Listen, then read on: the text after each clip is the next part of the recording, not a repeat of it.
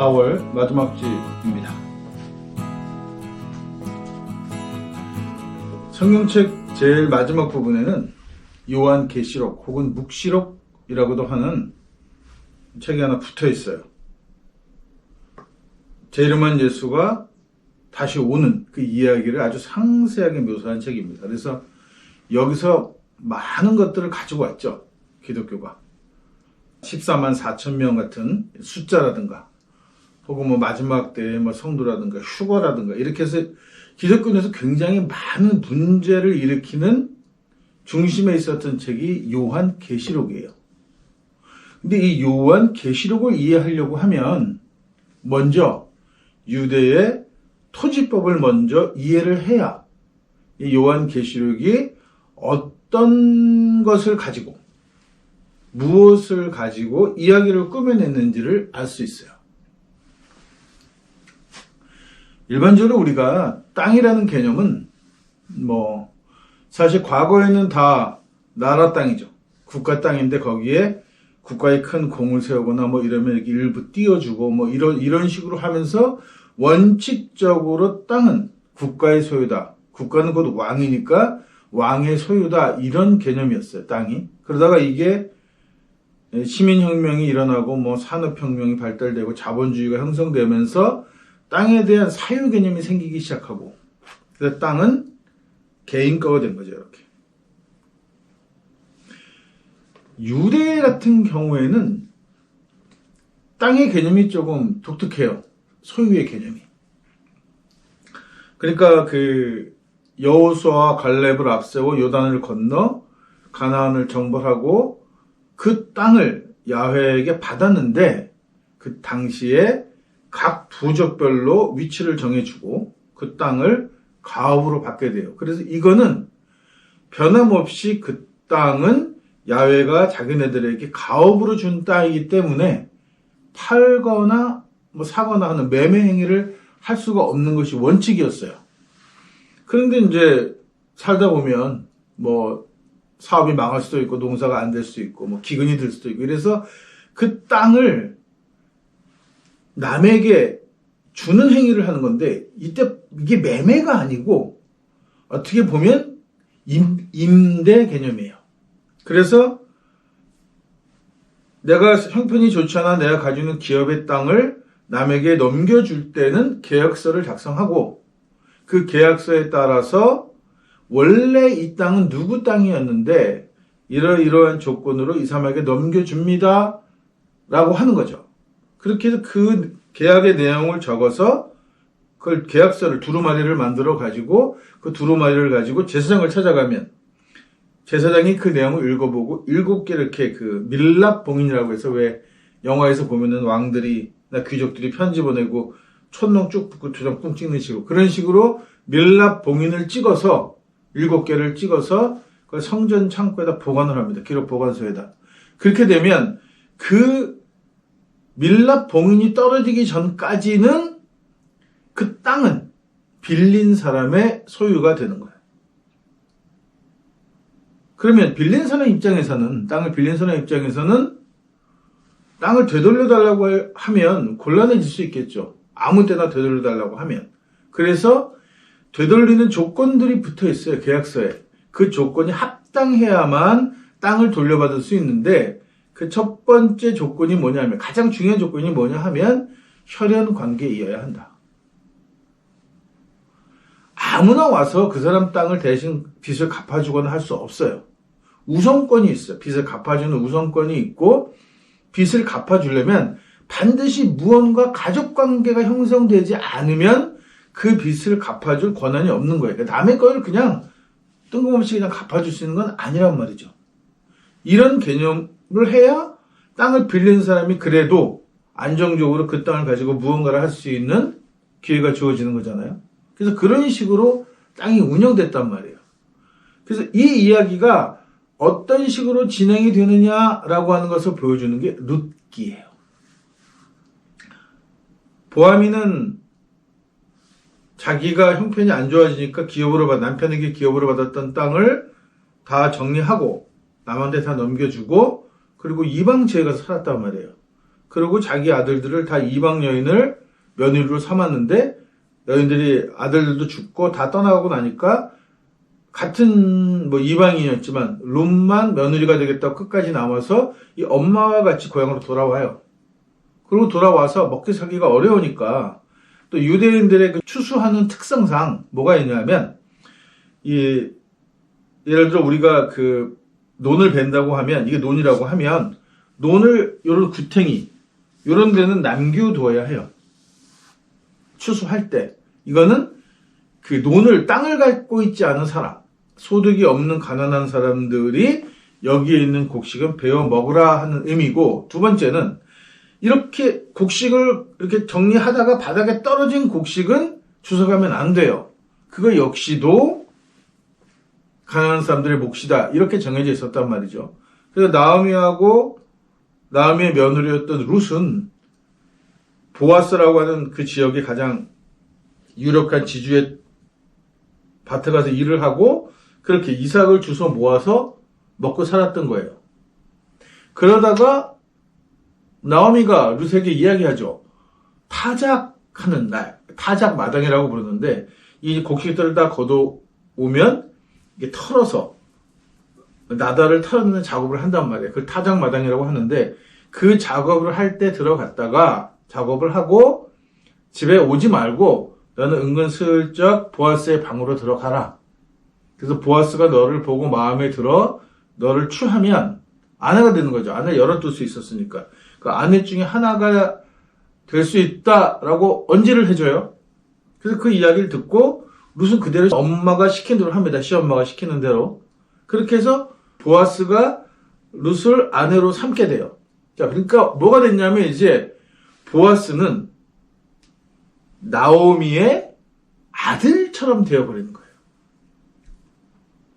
실제로는 아들이 아닌데 며느리하고 결혼했으니까 아들뻘이 되면서 기묘한 친척 관계가 형성이 돼요. 이 형성된 이 친척 관계를 가지고 보아스가 나오미의 재산을, 땅을 되찾아주는 이야기가 나온단 말이에요. 이게 유대인들의 토지의 기본이었어요. 토지법의 기본이었단 말이죠.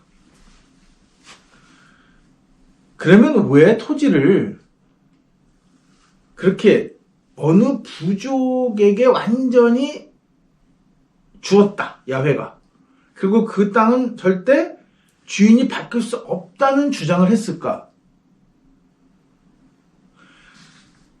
뭐 지난 시간에도 말씀드렸고 여러 번 얘기하는 얘기지만 사실 유대라는 민족은 바벨론 포로기로 와서 느헤미야가 예루살렘 지역으로 돌아가서 거기다가 신전을 만들고 이스라엘이라는 국가를 새롭게 시작하기 전까지는 국가도 민족도 아니었어요. 과연 느헤미야 이전에 뭐 다윗이니 이런 뭐 여러 가지들이 있는데 그런 기록들에 나오는 왕이 있었느냐? 거기에 대해서는 고고학적으로는 아직 밝혀진 바가 없으니까 사실 없다고 보는 게 좋겠죠.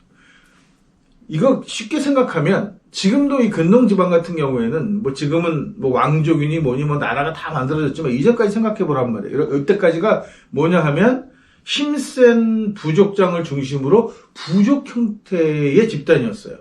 이게 나중에 근대사회가 되면서 이게 몇 명을 끌어모아 왕이 되고 막 이런 과정을 겪는 거지, 실제로는 이 지역 자체가 단일 국가나 혹은 뭐 거대한 국가로 형성되어지지 못하고 이렇게 각기 부족이 살면서 그 지역을 관할했단 말이에요. 이게 사막 지역이고 지역이 굉장히 농사 짓는 지역이 한정지역이고 이러다 보니까 전체를 다 통틀어서 누가 지배하지 않았어요.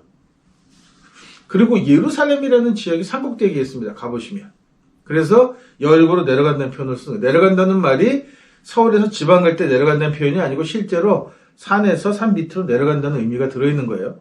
그러니까 산 꼭대기에 바위산들이 많고 험한 지형이라서 이 지역은 쉽게 공략하기가 어려웠다. 그러니까 예루살렘을 중심으로 한 부리가 무족이 있었던 거죠.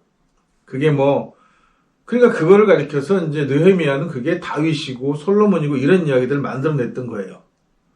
단지 그냥 그 바벨론 포로라는 것은 당시에 그 거대한 건축 사업을 하면서 그 지역에서 막 잡아들인 마구잡이로 잡아들였던 노예들이란 말이죠. 건축 사업을 위해서. 그리고 건축 사업이 끝나고 노예들이 이제 식충해야 되는 거죠. 밥벌어지가 되게 되니까 그냥 다시 고향으로 쫓아내는 과정에 그때 이제 관리였던 느헤미야가 머리가 반짝한 거죠. 내가 이걸 가지고 예루살렘에 가서 국가를 하나 만들어서 종교를 하나 만들어서 왕 노릇도 하고 제상 노릇도 하면서 살면 좋겠구나 이렇게 생각한 겁니다. 그렇게 만들어지다 보니까 뭐를 해야 돼요? 이미 포로로 끌려와서 내 건 다 잃어버린 상태로 거기 가면 이제 무주공산이에요. 근데 사실 무주공산도 아니지. 원래 살고 있었던 사람들이 있으니까, 사는 사람들이 있으니까 그 사람들 땅인 거죠. 근데 그 땅을 내가 뺏어야만 돼요. 뺏으려고 하니까 명분이 없어. 그 명분으로 무엇을 만들어내느냐 하면 그 땅은 야훼가 우리에게 준 땅이다. 이렇게 명분을 딱 만든 거죠. 일이 또 하면 똑같은 일이 또 벌어집니다. 느헤미야도 그렇게 거기서 땅을 뺏고 그 지역 사람들을 원래 살던 사람들을 이방인과 섞여 살았다고 해서 사마리아인이라고 부르면서 배척하고 거기다가 나라를 세우고 신전을 짓고 이러면서 유대라고 하는 나라를 운영해 먹었단 말이에요. 그럼 이게 로마한테 망하잖아요. 그리고 또 2000년 가까이를 나라도 없이 국가도 없이 그냥 떠돌았어요. 그동안에 그 지역에서 팔레스타인 지역, 예루살렘 지역에서는 사람들이 지속적으로 살아왔던 거죠.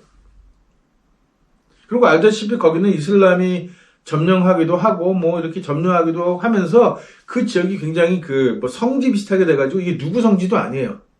유대교인 성지도 아니고 기독교인 성지도 아니고 이슬람의 유일 성지가 아니고 다 섞여 있단 말이에요. 그 종교들이. 그 지역 자체가. 그리고 2000년이 됐을 때 그 지역을 살았던 사람들이 있었던 거예요. 근데 2차 대전이 발발합니다. 그러면서 히틀러는 유대인들을 굉장히 미워했죠. 종교적인 이유로 자꾸만 가져다 붙이는데 경제적인 이유로 미워했어요. 왜냐하면 유대인들 자체가 잘 동화되지 않고 그리고 그 금융 뭐 이런 것들을 다 독점하면서 눈에 가시였어요. 유럽인들에게. 유럽 자체는 민족이라는 개념이 별로 없거든요. 국가라는 개념도 많지 않아. 거기서 유독스럽게 민족을 고집하는 게 유대인들이었으니까 아니 눈에 가신 거죠. 그래서 히틀러는 유대인들을 잡아다가 이제 우리가 잘 아는 포로 수용소를 만들어가지고 학살을 했습니다. 전쟁에서 누가 이기냐 지냐는 건 여러 가지 변수가 있는데 어떤 변수가 하나 있었냐 하면 포탄을 만들거나 혹은 총알을 만들어서 발사를 시키는 화약을 만들어야 됐는데 이 화약을 정제하는 그 원료가 되는 거를 독일이 독점하고 있었어요. 거의. 그러다 보니까 이제 무슨 문제가 벌어졌냐면 전쟁이 터졌는데 연합군 쪽은 더 이상 포탄을 만들 수가 없게 되는 거예요. 그리고 독일에서 그 공급을 받지 못하니까 뭐 대충 총알을 만드는데 이게 오차가 엄청 심해가지고 편차가 도무지 맞진 않아요. 포탄을 쐈는데. 적을 목표로 쐈는데 거기다 훨씬 멀리 날아가기도 하고 뭐 가까이 떨어져 이렇게 엉망진창으로 대포알이 날아갔을 때 방향을 가늠할 수 없는 지경이 되었단 말이죠. 이렇게 되면 전쟁을 치르면서 당연히 연합군 쪽은 승산이 없는 거예요. 이때 아세톤을 개발했던 뭐 이름이 쭉 긴 이름인데 그 사람 유대인이에요. 이 사람이 아세톤을 개발하면서 포탄 화약을 정제하는 걸 개발하면서 부산물로 아세톤도 개발하게 돼서 아세톤 개발자로 유명한데 이 사람이 그걸 개발함으로써 본격적으로 연합군들도 정밀한 포탄을 만들 수 있는 방법을 찾게 돼요. 이렇게 해서 사실은 우리가 역사에서 보면 알 수 있듯이 팔레스타인 지역에 있던 사람들을 독일과의 전쟁에서 끌어들였고 연합군이. 그래서 독일과 싸움을 시켰고 전쟁이 끝나서 승리할 경우는 그 지역을 팔레스타인에게 준다라고 하는 것이 명목화되어 있었는데 이걸 뒤집습니다. 이 사람이. 아세톤을 만든 사람이. 그리고 초대 이스라엘 대통령도 해먹나 그래요. 자, 똑같은 일이 또 벌어진 거죠.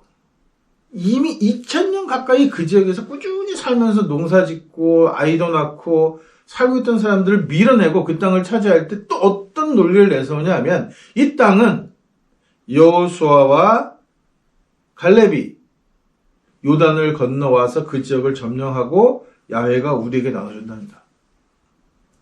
아브라함에게 잘 살고 있었죠. 자기 부족장, 근데 유명한 부족장입니다. 아브라함은 유대 성경에 나오는 족장이 아니고 그 근동지방 신화에서 나오는 굉장히 유명한 족장이에요.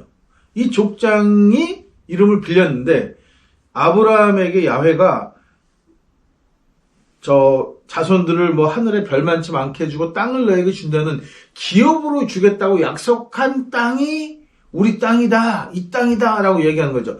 아브라함까지 거슬러 올라가면은 문제가 생기는 거예요. 왜냐하면 이슬람도 같은 야훼고 같은 아브라함이 자기 조상이라서 결국 그 땅은 자기네들도 조상에게 받은 땅이라 이렇게 얘기하는 거죠.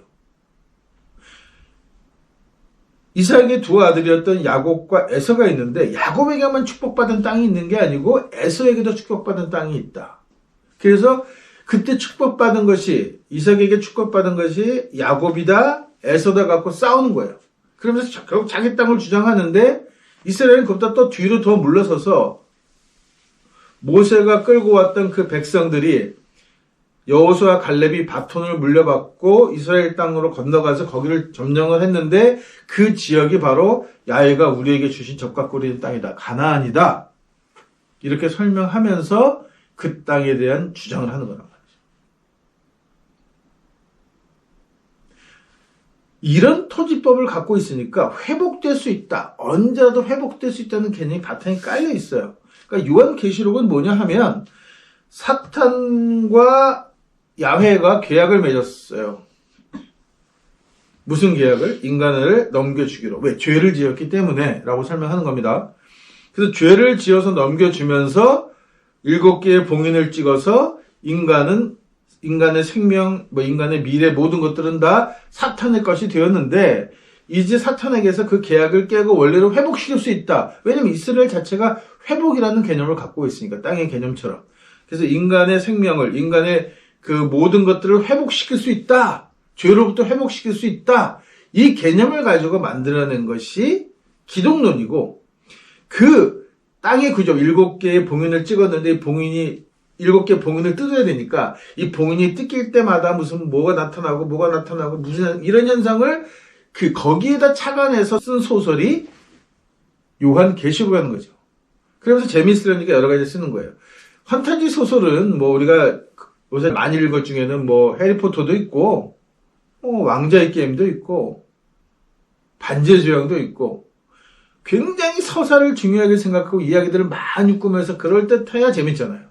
그러니까 요한계시록은 그 재미를 위해서 굉장히 많은 요소들을 집어넣어서 꾸며낸 이야기지만 본질은 이스라엘의 토지 제도에 있고 그 토지 제도의 본질은 원래 것은 회복될 수 있다라고 하는 데서 착안해서 만들어진 소설이라는 거예요. 그래서 이 소설을 가지고 뭐 14만 4천 명이네, 뭐 언제 재림이 오네, 마지막 때에 무슨 일이 일어네, 이런 얘기를 하는 사람은 그냥 한마디로 또라이인 거예요.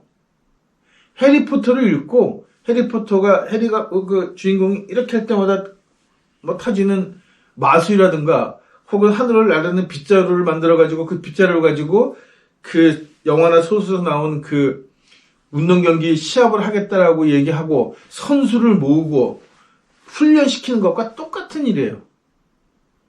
그래서 쉽게 생각하면 기독교에서 계시록을 이야기하는 것들은 그냥 또라이다. 이렇게 생각하면 마음 편한 겁니다.